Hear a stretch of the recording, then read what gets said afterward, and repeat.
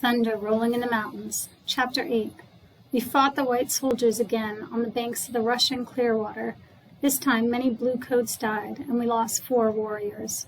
6 other of our young men were hit, but only one had a bad wound. A soldier's bullet went into the back of his shoulder and came out through his chest. He was shot when he rode his horse close to the bluecoats to show he was a brave man, but he was strong and continued to fight. More than a moon had passed since the battle at Whitebird Canyon. The soldiers still followed, but we moved fast, so fast we had to leave our cattle behind. Looking Glass took us out of the valley and high into the mountains. We traveled toward the rising sun and the country of the crows. The way was hard. Spruce, hemlock, and pine grew close. The trail was narrow and dark. It twisted up the steep mountainside. Boulders choked the path, and sharp rocks cut the horses' feet. Trees felled by spring storms blocked the way. At night we camped. We lived on roots we dug from the ground and bark we peeled from the trees.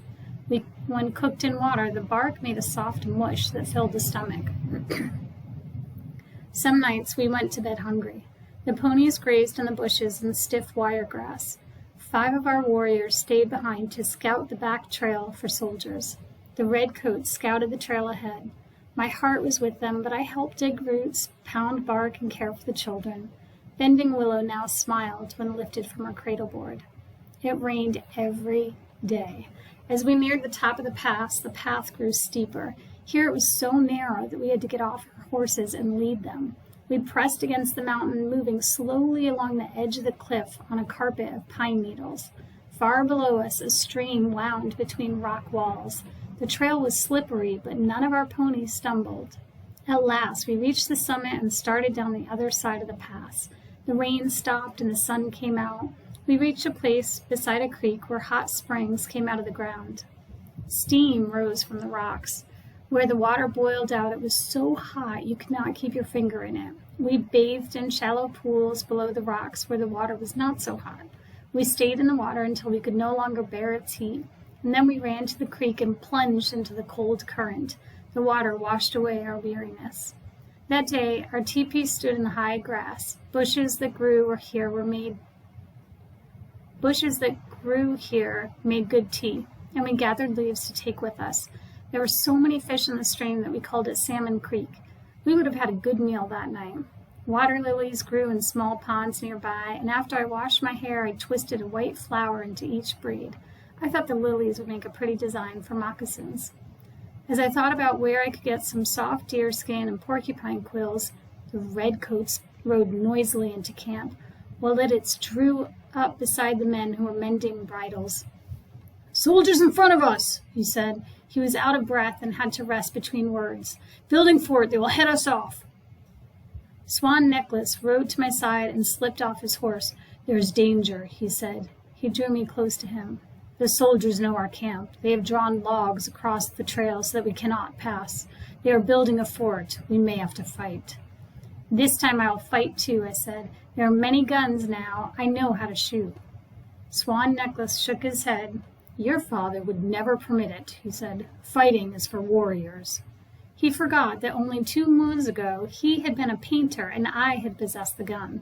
He never spoke of his colored earths now, and he had not painted on our marriage blankets since we left Wallowa. "Fighting is for those who would stand against the white soldiers," I said. Before I could say more, the chiefs left the camp to meet the soldiers, taking the redcoats with them. Looking Glass, Whitebird, and Chief Joseph rode in front. My father carried a white flag.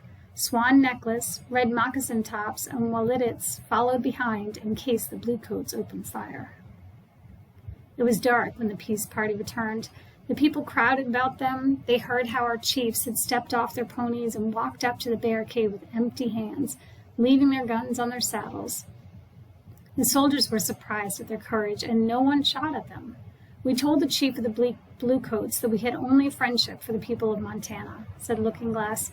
The firelight flickered in a strong face. "Our quarrel is with the soldiers in Idaho. The white captain shook our hands, but told us we may lay down our guns and give up our horses." The warriors began to mutter. "I will never give up my gun," shouted 2 Moons. He sat on his war horse looking ready for battle. "Never," said Tehotzot. He struck the earth with his war club. We did not want this war, but we will not let the Bluecoats take our rifles and horses. I agree, said my father. We cannot do that. But their leader promised no one will attack us if we keep the peace. I advise that we go without talking more. There is a way, said Looking-Glass. Once we get past the soldiers, we are free to go into the valley. Before the sun rises, we will be gone. We ate quickly, then made ready to leave this peaceful spot. We took the buffalo skins from our teepees, but left the poles behind to lighten the load. Cooking fires were smothered, coals raked, and earth heaped over them. The long line of horses moved away from Salmon Creek. We climbed the steep hill on the northern slope of the canyon, went around the soldiers, and soon were high above the barricade. Trees screened us, but the Bluecoats saw us pass. They did not speak, but they did not shoot either. The war was over.